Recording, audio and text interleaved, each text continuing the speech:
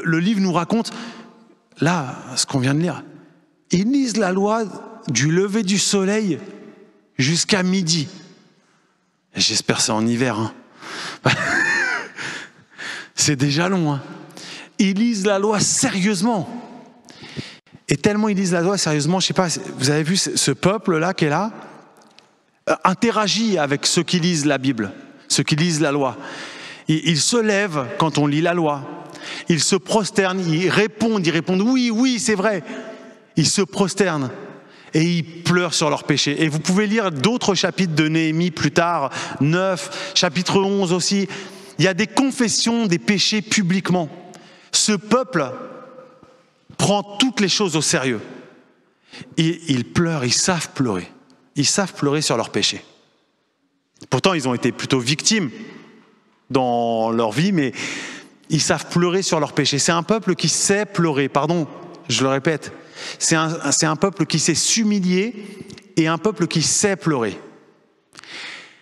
Et c'est parce qu'ils sont sérieux avec cette loi, parce qu'ils sont sérieux dans leur contrition, dans leur repentance, qu'à un moment donné, il y a les Lévites et les prêtres qui leur disent « maintenant, c'est plus le moment de pleurer. C'est plus le moment d'être triste. Maintenant, c'est le moment de vous réjouir dans le jour du Seigneur. Maintenant, c'est le moment d'aller faire des bons repas. Vous n'oubliez pas les pauvres. Mais d'aller faire des bons repas et d'aller boire des bons vins, des bonnes liqueurs, disent certains textes. Et c'est ce qu'ils vont faire. Et ce verset 12 dit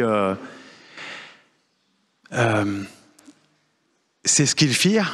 Ils se réjouirent devant le Seigneur parce qu'ils avaient bien compris la loi. Ils ont bien compris la loi, ils se sont bien marrés, ils se sont bien éclatés.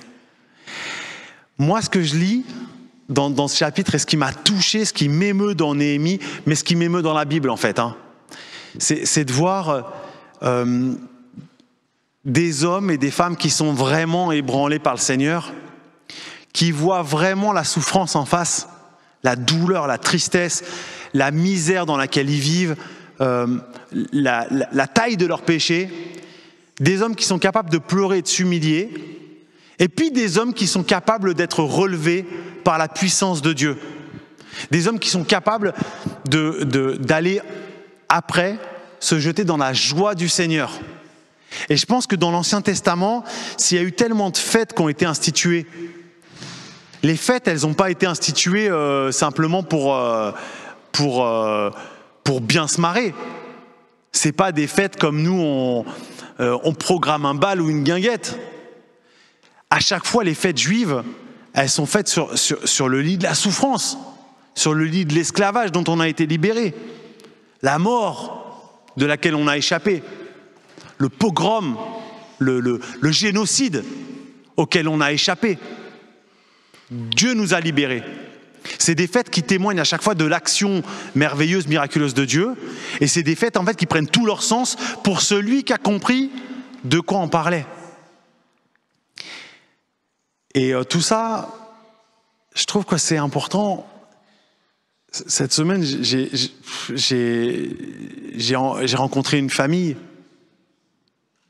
Mais comme on en rencontre de temps en temps comme ça dans notre parcours de vie, j'ai rencontré une famille qui avait perdu un jeune de 30 ans, qui s'est crashé en scooter.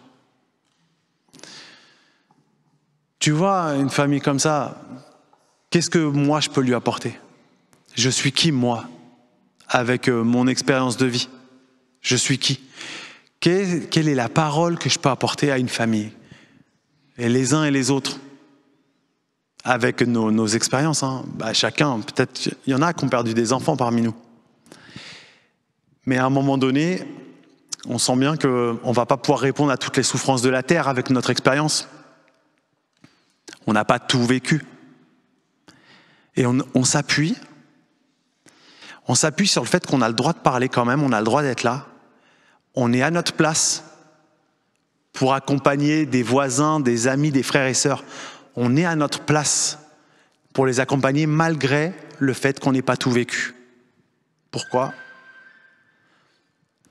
Parce qu'on a le témoignage de nos pères et mères dans la foi. le témoignage de la Bible, le témoignage d'hommes et de femmes qui ont traversé des souffrances et qui ont retrouvé la paix et la joie en Jésus, la paix et la joie en Dieu. Et c'est pour ça qu'on est légitime à parler. C'est pour ça qu'on est légitime à aller au-devant des souffrances de ce monde, même si tu ne les as pas toutes vécues. On est légitime à aller parler à des gens qui ont plus souffert que nous. Parce qu'on a notre Bible. C'est le témoignage de notre peuple. On se reconnaît là-dedans. Et il y a un sens à la fête. Il y a un sens à la joie. Il y a un sens à l'amour de Dieu qui produit la joie dans les cœurs. Et c'est pour ça qu'on y croit. Toutes ces fêtes dans l'Ancien Testament, elles s'appuient sur ça. Et quelque part, c'est pour ça que nous, on a des fêtes aussi. C'est comme ça qu'on veut les célébrer. C'est ça qui est fou parfois dans les églises. On se dit, c'est quand même dommage, il y a des gens, ils viennent à Pâques, à Pentecôte et à Noël. On est content qu'ils viennent. Ça nous permet de leur parler de Dieu et tout ça. Mais c'est juste parfois on se dit, ce qui est juste un peu dommage, c'est qu'en fait ces gens, ils viennent le jour de la fête, mais en fait il faudrait qu'ils comprennent. Si les gens ils viennent à Pâques mais qu'ils n'ont pas capté ce qui s'est passé vendredi saint, juste ils loupent un truc énorme. Si les gens ils veulent l'amour du Seigneur, le pardon du Seigneur, mais qu'ils n'ont pas capté qu'en fait on était des pécheurs pour qui Christ est mort, ils vont pas comprendre, ils vont pas avoir la joie du pardon. C'est comme cette parabole que Jésus racontait sur les débiteurs. Si tu crois que Jésus il t'a pardonné pour 2 balles, il est gentil Jésus. Si tu penses qu'il t'a pardonné pour toute ta vie, pour une vie en faire ton sacrifice, une vie en échange, t'as pas la même reconnaissance. C'est pas pareil. Tout ça, c'est comprendre qu'en fait, la joie qu'on veut vivre dans la Bible, la joie à laquelle le Seigneur nous appelle, c'est une joie qui prend pour terreau le sérieux du tragique humain. Moi, j'aime Jésus comme maître et comme sauveur. Et je vois à quel point, dans le Nouveau Testament, il est décrit souvent comme un gars qui faisait des festins avec ses potes. Il mangeait, il buvait. Jésus transpirait de la joie. Et en même temps, Jésus, jamais tu le trouves dans le Nouveau Testament qui dit à un gars « j'ai pas le temps de m'occuper de toi ». Toujours il fait son devoir. Toujours il est là pour soigner un lépreux qui a besoin de lui. Toujours il est là pour soigner un aveugle. Toujours il est là pour remonter, pour relever quelqu'un qui a besoin de lui. Mais quand ça c'est fait, tu le vois qu'il est avec ses amis et qu'il se réjouit. Je vous raconte maintenant une deuxième histoire qui m'est arrivée cette semaine, une rencontre folle qui m'a beaucoup fait réfléchir. Donc là où je travaille, à la cause, à Carrières-Poissy, on déjeunait en équipe. Voilà. Et juste avant le déjeuner, il y a le livreur DHL qui nous apporte quelque chose. On est content, tu sais, DHL, c'est les petits cadeaux. On prend. Et après, le livreur, il bouffait son sandwich sur le parking. Bon, je le vois et je lui dis, viens pour le café et tout ça. Venez, je le vous vois d'abord. Venez pour le café. Il dit, c'est pas de refus. Et alors pour le café, il vient. Il rentre et il dit, alors c'est quoi ici? Et puis je lui dis, c'est une fondation chrétienne. Et là, il me dit, mais il m'a démarré. Il m'a enchaîné. Une fondation chrétienne? Moi aussi j'étais chrétien, maintenant je suis devenu musulman. Et là il a commencé, il m'a fait de ses récits. On n'avait pas la place d'en placer une. On était 3 pasteurs autour de la table. On avait une fille qui est docteur en Nouveau Testament. Mais le gars, il nous a expliqué en long, en large et en travers, avec des théories du complot et tout ça, comment le Nouveau Testament était falsifié, comment Jésus avait déjà parlé de Mohamed, etc., etc., etc. Il nous a enchaînés.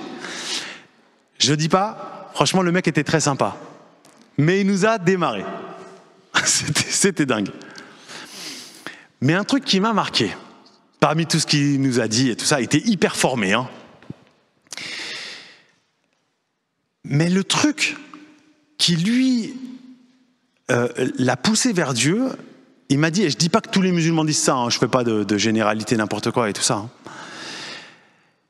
Il nous a dit, comme argument vraiment majeur, hein, c'est un argument fort, il l'a répété plusieurs fois, mais Dieu, ça sert à quoi d'avoir un prophète, là il parlait de Jésus, qui te dit pas ce que tu dois faire dans la vie, comment tu dois t'essuyer, comment tu dois manger, à quelle heure tu dois prier.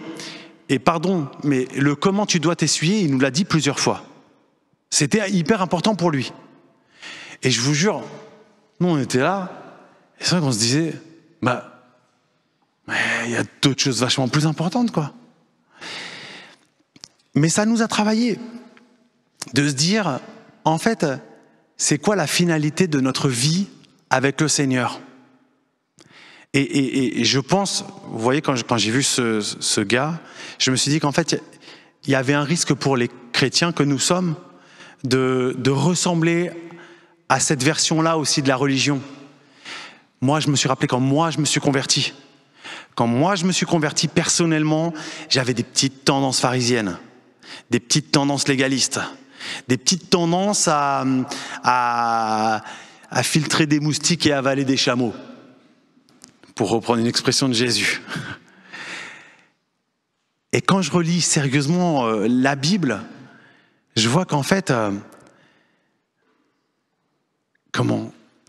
la loi, la morale, même l'étude biblique ont un but, la joie du Seigneur, mais ne sont pas le but en soi. Et pourtant, croyez-moi, si vous lisez Esdras et Néhémie, vous allez voir que ce n'est pas des rigolos, les gars. Ils sont très durs, vraiment, ils sont durs. Mais quand c'est le moment de faire la fête, il faut aller faire la fête et la faire vraiment. La faire vraiment parce que c'est un commandement du Seigneur, de vivre dans sa joie. À un moment donné, c'est bien de se repentir. Je vous invite à vous repentir sérieusement devant Dieu. Mais il ne faut pas rester par terre. Il faut se laisser relever par Dieu. On ne peut pas traîner toujours nos péchés. Et je dirais même quelque part que c'est un péché de se repentir tout le temps. À un moment donné, il faut se laisser pardonner. Sinon, ça sert à quoi que Christ soit mort pour ça ? À un moment donné, il faut se laisser relever. C'est bien de lire sa Bible, de méditer la loi. Mais à un moment donné, il faut vivre ce pourquoi la loi est faite. C'est-à-dire de vivre avec le Seigneur. C'est ça le but. C'est ça le but de notre relation à Christ, de notre relation à Dieu. Et je crois que c'est vraiment là que, parfois en tant que jeune converti, ou cette image que j'avais avec ce gars qui était venu manger avec nous, boire le café, j'ai l'impression qu'en fait, on prend les moyens pour la fin. Et ça, c'est le problème de la religion. Le problème de cette religiosité dans laquelle on prend le système au lieu de prendre la finalité de cette présence avec Dieu et avec le Saint-Esprit. Et donc ça m'a touché dans ce passage de Néhémie, de voir les prêtres qui sont si durs, qui sont si fermes dans la loi, qui vont être si exigeants avec le peuple d'Israël, qui disent maintenant, relevez-vous. Si vous comprenez bien ce qu'on a lu depuis 6 heures du matin, si vous comprenez bien ce qu'on a lu, alors vous devez aller manger, préparer des choses pour les pauvres et boire des bonnes liqueurs et vous réjouir devant le Seigneur. Et les amis, je suis touché par ce passage et c'est ça l'église à laquelle j'aspire, le chrétien que je voudrais être. C'est des églises où on n'est pas impassible. C'est des églises où on sait pleurer sur notre péché. C'est des églises où on est très sérieux sur notre repentance. On est très sérieux pour aller chercher la loi jusqu'au bout de la loi, les exigences de Dieu, les commandements de Dieu, où on a un vrai désir, un vif désir d'obéir aux commandements, où on met en pratique la parole, bien sûr, on reconstruit des murailles si besoin, au péril de notre vie, en allant jusqu'au bout, parce que c'est ça la parole de Dieu. C'est des gens qui se mettent en danger physiquement, jusqu'au bout. C'est des gens qui vont voir les plus que malades, les plus que contagieux. C'est des gens qui vont jusqu'au bout des dangers qu'on encourt quand on prêche devant des gouverneurs, quand on prêche devant des opposants politiques et religieux. C'est la religion d'un Dieu qui est mort, crucifié pour nous en Jésus-Christ. C'est ça, notre foi. Mais c'est aussi une relation à Dieu qui nous conduit vers le festin des noces éternelles. C'est ça la fin. C'est ça le but ultime de Dieu. Le but ultime de Dieu, c'est de faire un festin avec nous. Et c'est pour ça qu'il est venu en Jésus. C'est pour ça. Et donc du coup, sur cette terre, faut pas qu'on boude, faut pas qu'on néglige, faut pas qu'on fasse plus pieux que pieux, plus religieux que religieux. Il y a des moments pour se tuer à la tâche, quand Dieu nous appelle à ça. Et puis il y a des moments, en fait, on est là juste pour profiter de ce que Dieu nous donne à vivre. C'est normal de profiter les uns des autres. C'est normal de manger ensemble. C'est normal de nous réjouir ensemble. C'est bon de faire la fête ensemble, d'exprimer notre joie.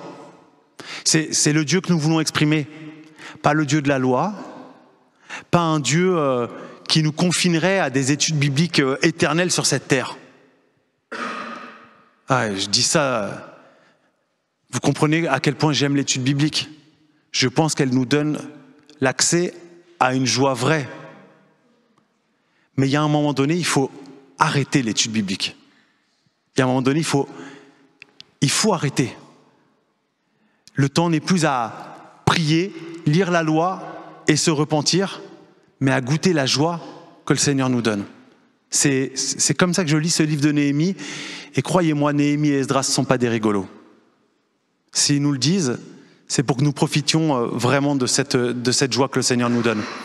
Alors je nous encourage à trouver cette force d'être vraiment dans la tristesse sur nos péchés, mais vraiment dans la joie d'être sauvés.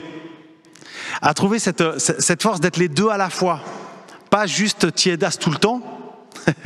Apprendre à pleurer et apprendre à rigoler ensemble.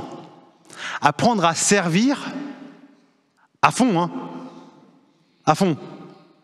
Et apprendre à se reposer dans le Seigneur à fond. Voilà, que le Seigneur nous donne à chacun cette force d'être presque excessif en lui. Il n'y a pas d'excès, mais radicaux pour sa volonté, pour son service, et radicaux dans la joie que nous prenons de lui, et qui fasse de nous des témoins, non pas de la religion, non pas de la loi, mais des témoins de la libération et de la puissance du Christ. Amen.